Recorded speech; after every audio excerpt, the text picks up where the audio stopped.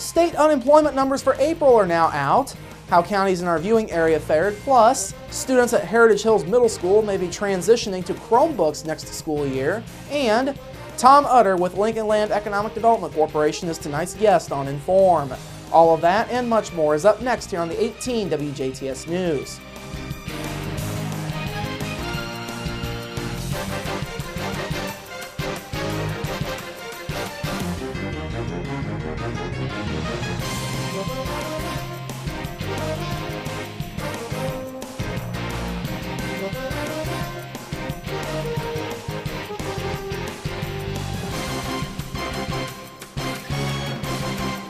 Hello, I'm Bradford Raths. Well, state unemployment numbers for April are now out, and Du Bois County has retaken the #1 spot for lowest unemployment statewide. Indiana's seasonally adjusted unemployment rate decreased 0.2% to 5.7% in April. Last month marked the 9th in a row of unemployment rate declines across the Hoosier State. Indiana's unemployment rate has dropped by 2.1% in the past year and has remained below the national rate over the past 4 months. The Hoosier State also added 4,400 private sector jobs in April. Since July of 2009, the low point of employment in the state, Indiana has added a total of 220,300 private sector jobs, a third of which have come from the manufacturing sector alone. Now, locally, as we mentioned, Du Bois County leads the way with the state's lowest unemployment rate at 3.5%, just edging out Indianapolis suburb Hamilton County by 0.1%. Davies County maintains its hold on the third spot at 3.8%. Pike County's April unemployment came in at 4.6%, just ahead of Martin County's 4.7%. Spencer County was at 4.8%, Perry 5.2%, Orange 6.2%, and Crawford County's unemployment last month was 6.9%. Vermilion County had the state's highest unemployment in April. That came in at 8.2%. The Hoosier State's 5.7% rate equals Ohio, but is well below all other neighboring states. In other news this evening, a Holland man was taken into custody after leading police on a high-speed chase through Jasper City streets.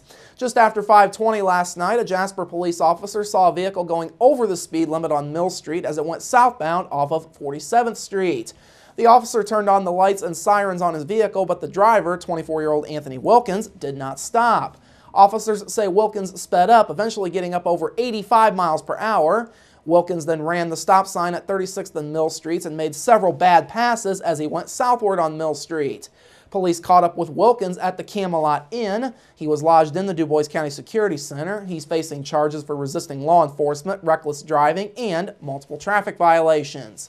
Police say nobody else was involved and no injuries were reported in the incident.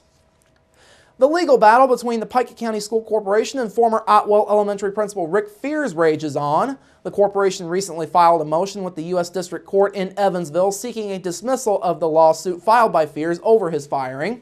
Fears was originally fired back on September 3rd of last year in the wake of misconduct allegations.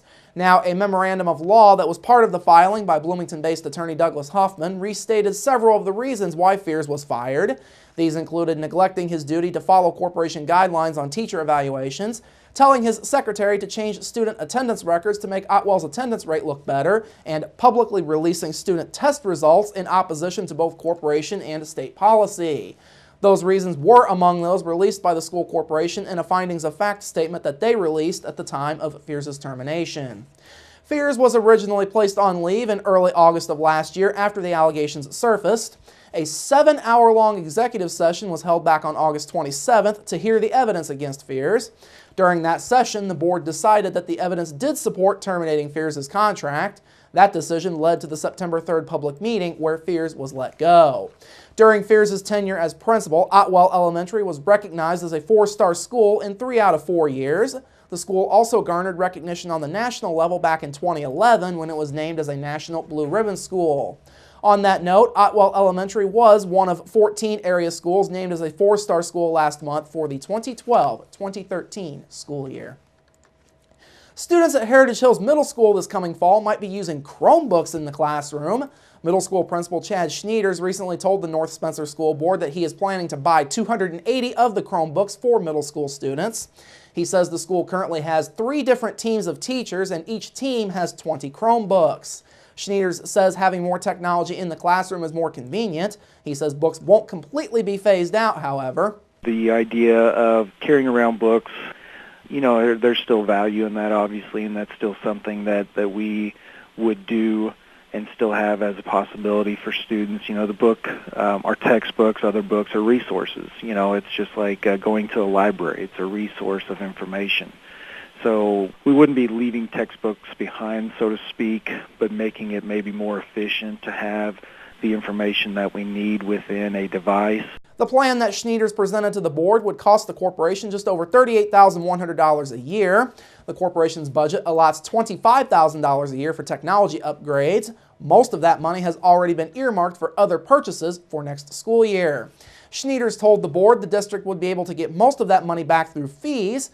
He explained that leasing the devices would reduce the number of required textbooks for students. Thus, the corporation could reduce the costs by rolling out a $75 tech fee in place of the textbook rental fees. The average cost of textbook rental is currently between $90 and $120. Schneiders says the new prices are expected to stay in that range. The board is expected to address the proposal further at its next meeting. That is scheduled for Saturday, May the 24th. A couple of recognitions have taken place over the last couple of days across our area. We begin with a new award at Jasper's Memorial Hospital and Healthcare Center. The hospital recently started the Gardner Award to recognize members of its support staff that go above and beyond their everyday responsibilities. Angie Blessinger is the first recipient of the quarterly award. Blessinger serves as the activities coordinator at the hospital's Skilled Caring Center. Blessinger was nominated by two different people for the award. Both of her nominators cited Blessinger's willingness to go above and beyond for both patients and co-workers. She also spends a lot of time in multiple departments and working in multiple jobs. The Gardner Award is recognition of the entire team that is needed for the hospital to function properly. Some of that team includes various maintenance, billing, therapy, and medical record-keeping staff. There were several other nominees for this award, and they are Mindy Boutel, Shauna Farina, Tina Rahman, Tina Roos, and Martha Voles. To nominate an employee or for more information, you can call Tammy Billings at 996-0154. Then this morning, a teacher in the Northeast DuBois School Corporation was recognized for her dedication to students. Patty Brosmer, a fourth grade teacher at DuBois Elementary School, was named a Peabody Energy Leader in Education at a surprise convention held this morning. Brosmer received a $1,000 check and is now eligible for a regional prize of $5,000 that is set to be awarded later this year. In a press release, Peabody Energy says Brosmer was bestowed the honor because she believes being a positive leader of children is the most important job that an educator has. She's been with the Northeast DuBois School Corporation for 29 years, and she's set to retire at the end of the current year.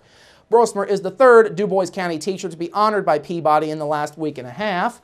The Peabody Energy Leaders in Education campaign recognizes leaders in Indiana, Illinois, Missouri, and Wyoming in communities in which Peabody Energy operates. Honorees are selected from a diverse group of educators. They can range from veteran teachers to individuals in support staff roles like administrators, coaches, or counselors. Warwick County Sheriff's deputies are continuing to search for a person they say could be behind several recent vehicle break-ins. The department recently released a surveillance video of a car break-in involving the suspect. Sheriff Brett Cruz says the person in the video is believed to be involved with as many as a dozen such break-ins in the Newburgh area since last month. Like I mentioned, 12 theft reports in all have been taken by Warwick County deputies. There have also been several complaints about someone getting into vehicles but not taking anything out of them.